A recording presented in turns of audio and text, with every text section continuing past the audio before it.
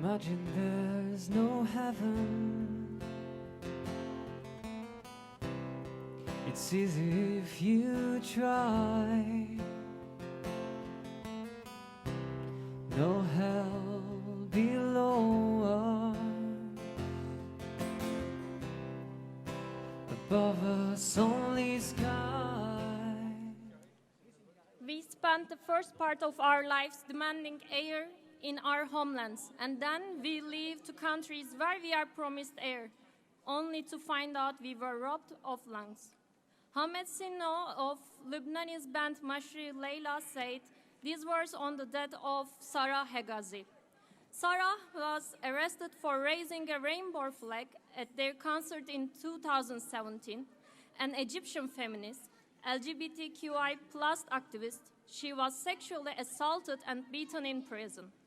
Last week, she ended her life in Canada, leaving the words, "The sky is sweeter than the earth, and I need the sky, not the earth." She was just one of the refugees experienced similar stories with others. Today, more people are on the move than at any time for several decades. Nearly 71 million people are currently displaced. Almost 26 million of them are refugees who fled to another country. About half of the world's refugees are children under the age of 18 years old. More than 60% of refugees live in cities. But migration and displacement are not just the numbers. They also reflect the changing nature of humanitarian crisis, climate emergency, political situation. Women and LGBTQI+ migrants in all over the world experience and face many forms of violence and harassment more than others. Sexual harassment, forced and early marriage, polygamy, and trafficking for sexual exploitation. We know that, like many problems we have and experience now all around the world, it is also part of a racist, chauvinist ideology that is expressed in different places and in different ways, but which is part of the same system of capitalist nation-states based on the male mentality of power and domination.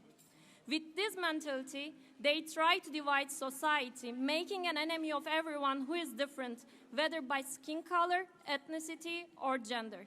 They generate hate in order to maintain their power. The coronavirus affects all of us, but the effects of the pandemic are differentiated, especially if we look at it from a cross-border perspective, starting from our position as women and LGBTQI people. This year, different than previous years, because of the emergency of the pandemic of coronavirus, in this World Refugee Day, we cannot talk about migrant and replace people's situation separate than the current pandemic health crisis. As feminist women, LGBTQ people have to emphasize that we are not going back to normal, because normality was the problem for us. As mentioned in Cross-Border Feminist Manifesto, they told us to stay home without considering that home is not a safe place for many of us, and that there are people who are homeless. Some of them are living in refugee camps under unacceptable conditions. Domestic and care work, as well as many precarious or informal jobs, are often carried out by migrant, Afro-descended, Black or indigenous women who are now not only dismissed with no possibility of supporting themselves or paying medical expenses, but also find themselves without residence permits, more vulnerable to racist attacks and more exposed to the health and economic consequences of infection, as they often live in the most populated and poorest areas. Some countries open their borders to migrants only when their work is considered necessary to ensure food stability in times of pandemic, while other countries close their borders not only to migrants, but also to their inhabitants, leaving them in refugee camps and violating their right to health and to return to their territory. Some countries like Turkey and European Union using refugees as bargaining chips. For example, just before COVID-19 crisis and during, as a result of AKP government's attitude, the refugees have been transported to various districts of Istanbul, and human traffickers got involved in the transportation process. Refugees have begun to head towards the borders of Greece and Bulgaria in extremely unhealthy and dangerous conditions, both by land and sea. Due to the intensified measures taken at the borders by Greece and Bulgaria governments, the refugees, mostly Syrian and Afghan, have been stranded between the borders in winter conditions, and some refugees have been directed to use the sea route in inflatable boats, which is extremely dangerous. We believe that the responses of governments are completely insufficient, and we reject all policies that continue to finance companies instead of human life, and to take advantage of the pandemic to consolidate extractive projects. Although state measures are heterogeneous, the capitalist response to the crisis follows the same logic everywhere in the world, putting profits before our lives. We want a cross-border feminist way out of this crisis, so that we will not return to normality structured by inequality and violence. The one who steals from us is from here and rich, not immigrant and poor. Today, in every working class neighborhood, people are organizing to protest and denounce the increase of femicides and domestic violence. Worldwide, domestic workers are denouncing their extreme insecurity.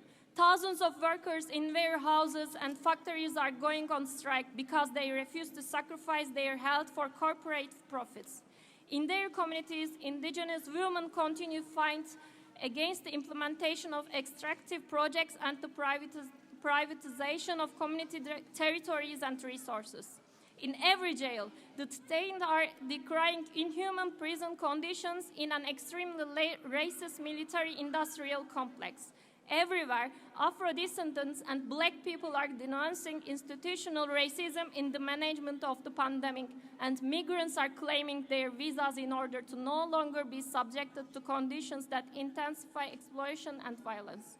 Resistance is life.